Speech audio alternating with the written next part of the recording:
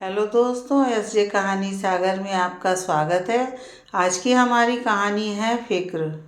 भाभी जी बधाई हो, आपको खुशखबरी देनी थी। मीतू के पैर क्या पड़े हमारे आंगन में। हमारी रिया का भी रिश्ता तय हो गया। सोचा सबसे पहले ये खुशखबरी आपको सुनाऊं। चहकते हुए सुषमा जी ने मीतू की माँ नीरू को फ़ोन पर कहा। बधाई हो भाभी जी आपको भी, कहते हुए खुशी खुशी नीरू जी ने फ़ोन तो रख दिया, पर इस खुशखबरी ने उनके दिल में हलचल मचा दी थी। वो जानती थी शादी का घर है तो 100 काम होंगे, और घर की इकलौती बहू होने के नाते मीतू को सारी जिम्मेदारियां खुद ही निभानी होंगी। मीतू नीरू और सुरेश की इकलौती बेटी होने की वजह से नाजों से पली है। ऐसी कोई भी चीज़ नहीं होती जिसे मीतू कहे और उसके माँ पापा पूरा ना करें। हर इच्छा पूरी होती थी उसके बोलने से पहले। और तो और सबके समझाने पर भी नीरू और सुरेश का प्यार अपनी बेटी के लिए इतना था कि ना तो कभी उसे खुद से किसी जिम्मेदारी को उठाने दिया, ना ही कभी उसे एहसास कराया कि उनके बिना भी उसकी अपनी कोई पहचान या जिंदगी है। पर आज जब समदन जी का फ़ोन आया तब उन्हें ये बात ज़रूर परेशान कर रही थी कि उनकी बेटी इतने सारे लोगों के बीच में खुद को कैसे संभालेगी, कैसे अपनी जिम्मेदारियां निभाएगी। शादी के कामकाज में तो वैसे ही इतने काम होते हैं जिनमें से उसे आधे तो रोज़मर्रा के ही नहीं आते हैं, तो और वो क्या ही करेगी। इसी उधेड़-बुन में बैठे उन्होंने अपनी बेटी मीतू को फ़ोन लगाया। हेलो माँ, कैसे हो आप? इतना सुन उन्हें थोड़ी तो संतुष्टि हुई, मगर असली बात तो अभी करनी बाकी थी। मीतू बेटा, तू एक काम कर, कुछ भी बहाना कर वहाँ से यहाँ आ जा। वहाँ शादी का घर है, ढेरों काम होंगे। तू भी तो अभी नहीं है, कैसे संभालेगी सब कुछ। फिर काम काज के घर में तो रिश्तेदारों का भी जमावड़ा होता है। तुझे तो शुरू से अकेले रहने की आदत है, इतनी भीड़ में तो तू नहीं रह पाएगी। एक सांस में नीरू जी ने अपनी बात कह डाली।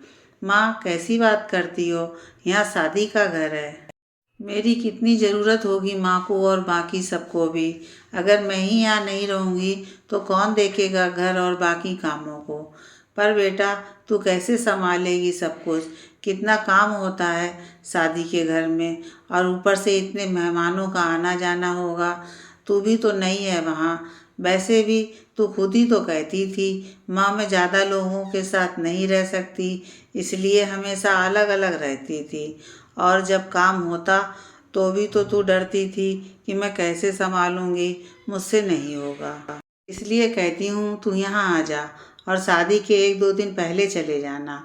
तू कहे तो मैं तेरी सास से बात कर लूँ। नहीं माँ, इसकी ज़रूरत नहीं।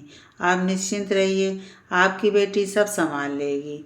वैसे भी माँ, आप ही तो मुझे समझाते थे कि जब परिवार के साथ घुल मिलकर अच्छे से रहते हैं तभी वो परिवार अच्छा लगता है, वरना अलग अकेले तो कोई भी रह ले। जब मैं उन्हें अपना मानूंगी तभी वो सब मुझे अपनाएंगे और अपना मानेंगे। मैं ही दूर दूर अभी से भागूंगी तो कैसे ये परिवार मुझे और मैं इन्हें समझूंगी। अब जब मुझे मौका मिला है सबसे मिलने और समझने का तो मैं उसे गंवाना नहीं चाहती। और रही बात मेरे काम करने की, तो उसके लिए परेशान मत होना। जो मुझे नहीं आएगा वह मैं अपनी सासू माँ से पूछ लूँगी, जैसे आपसे पूछती थी। आखिर वो भी तो माँ ही होती हैं। मीतू ने कहा, मुझे नहीं पता था कि शादी के बाद बिटिया इतनी जल्दी बड़ी हो जाती है। तू सच में बहुत बड़ी हो गई है मेरी बच्ची। अभी तक तो मुझे डर था कि पता नहीं मेरी बच्ची नए घर में नए लोगों के बीच कैसे रहेगी, और उस पर यूँ शादी के 1000 काम, कैसे सब कुछ करेगी वो।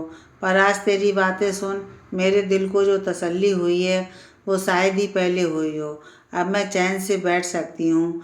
मुझे पूरा विश्वास हो गया है कि मेरी बच्ची नए घर और नए लोगों के साथ भी एडजस्ट कर लेगी और किसी काम से डरेगी भी नहीं। हमेशा खुश रहो मेरे बच्चे, कहते हुए नीरू जी ने फ़ोन रखा और अब चैन से आंखें मूंद अपनी आराम कुर्सी पर बैठ गईं।